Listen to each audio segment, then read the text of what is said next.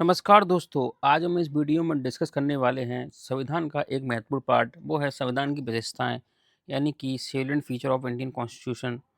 तो चलिए शुरू करते हैं, बहुत ही इंटरेस्टिंग वीडियो रहने वाला है। तो चलिए शुरू करते हैं।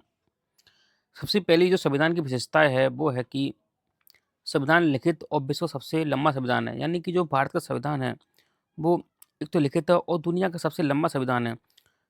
जब संविधान लागू हुआ था उस समय प्रारंभ में इसमें 395 अनुच्छेद, 22 भाग और 8 अनुसूचियां हैं। तो आगे बढ़ते हैं और देखते हैं इसकी दूसरी विशेषताएं। ये इसका इंग्लिश में दिया हुआ है, अगर जो इंग्लिश में देखना चाहे वो इंग्लिश में देख सकते हैं। दूसरी दूसरी जो विशेषता है वो है ब्लेंड और रिजिडिटी एंड फ्लेक्सिबिलिटी, यानी कठोरता और लचीलेपन दोनों का मिश्रण है। यानी कि भारत का संविधान यह नहीं कि बहुत कठोर है या बहुत ज़्यादा फ्लेक्सिबल है, यह दोनों का मिश्रण है।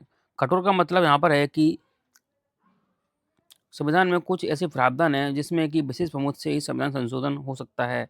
जैसे कि हम जानते हैं केंद्र और राज्यों से संबंधित मामलों, जैसे कि जीएसटी, तो इसके लिए विशेष प्रमुख और आधे से ज़्यादा राज्यों की सहमति के बाद संविधान संशोधन हो सकता है। जबकि कुछ जो साधारण कानून, जैसे कि नागरिकता से संबंधित कानून, वो कहीं न कहीं देखा जाए तो साधारण बहुमत के द्वारा पारित कर दिए जाते हैं। तो भारत का संविधान जो कि है वो कठोरता और लचीलेपन दोनों का मिश्रण है। आगे बढ़ते हैं और देखते हैं अपनी तीसरी विशेषता क्या है। इसकी तीसरी जो विशेषता है वो है federal system with unitary vice, यानी कि भारत एक संघीय प्रणाली है। संघीय प्रणाली से मतलब होता है कि केंद्र और राज्यों की बीच शक्तियों का विभाजन किया जाता है। भारत में संघीय व्यवस्था है, लेकिन कहीं न कहीं केंद्र को ज़्यादा शक्ति दी गई है। जैसे कि उदाहरण के लिए भारत में जो अवशेष शक्तियाँ हैं वो केंद्र को दी गई हैं, जबकि अमेरिका अमेरिका में देखा जाए तो जो अवशेष शक्तियाँ हैं, यानी कि अवशेष शक्तियों से मतलब ऐसी शक्तियों से है जो कि ना तो केंद्र सूची में है, ना राज्य सूची में है और ना ही संबद्ध सूची में है। तो ऐसी शक्तियाँ केंद्र को दी गई हैं, जबकि अमेरिका में अवशिष्ट शक्तियाँ हैं वो कहीं न कहीं राज्य को दी गई हैं।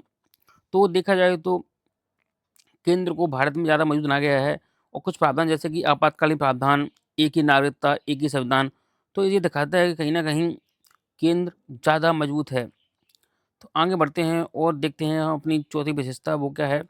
तो चौथी जो विशेषता है वो महत्वपूर्ण है, वो बताती है हमें संसदीय शासन प्रणाली, यानी कि कहीं न कहीं भारत में ब्रिटेन सा ब्रिटेन का शासन रहा और कहीं न कहीं भारत ब्रिटेन का उपनिवेश रहा। तो कहीं न कहीं भारत के द्वारा ब्रिटेन मॉडल अपना लिया गया। इसमें राष्ट्रपति नाम मात्र का प्रमुख होता है और प्रधानमंत्री वास्तविक प्रमुख होता है। मंत्रिपरिषद लोकसभा के प्रति उत्तरदायी होती है। जैसा कि हम जानते हैं कि भारत में मंत्रिपरिषद है, वो लोकसभा के प्रति उत्तरदायी होती है। आगे बढ़ते हैं और देखते हैं अपनी चौथी विशेषता, वो है एकल नागरिकता, यानी कि भारत में एकल नागरिकता की बात कही गई। जैसा कि हम जानते हैं कि अमेरिका में केंद्र की नागरिकता अलग होती है, राज्य की नागरिकता अलग होती है। ऐसा भारत में नहीं है। भारत में पूरे देश में एक ही नागरिकता है, यानी हर प्रत्येक नागरिक भारतीय नागरिक है। पूरे देश की एक ही नागरिकता है, अमेरिका की तरह दोहरी नागरिकता नहीं है। तो ये कहीं न कहीं दिखाता है कि भारत में एकल नागरिकता का प्रावधान किया गया है। आगे बढ़ते हैं और देखते हैं अपनी चौथी विशेषता, जो कि है फंडामेंटल राइट। तो भारत के संविधान में मूल आधार को व्यवस्था की गई है, जो कि कहीं न कहीं अमेरिका के संविधान से लिए गए हैं। नागरिकों को महत्वपूर्ण अधिकार प्रदान किए गए हैं। समानता का अधिकार, जो कि कहीं न कहीं 14 से लेकर 18 तक दिए गए हैं। स्वतंत्रता का अधिकार, शोषण के विरुद्ध अधिकार, धर्म की स्वतंत्रता, सांस्कृतिक शैक्षिक अधिकार, संवैधानिक अधिकार, जो कि कहीं न कहीं आर्टिकल 32 में दिया गया है। सांस्कृतिक शैक्षिक अधिकार 2930 में दिए गए हैं। तो ये सभी अधिकार भारतीय नागरिकों को दिए गए हैं। आगे बढ़ते हैं और देखते हैं अपनी नेक्स्ट विशेषता, जो कि 7 नंबर पे है, वो है डीपीएसपी, यानी कि राज्य के नीति निर्देशक तत्व, जो कि संविधान में कहीं न कहीं देखा जाए तो आइलैंड्स के संविधान से लिए गए थे, जो कि सरकार को कल्याणकारी नीति बनाने के मार्गदर्शन देते हैं।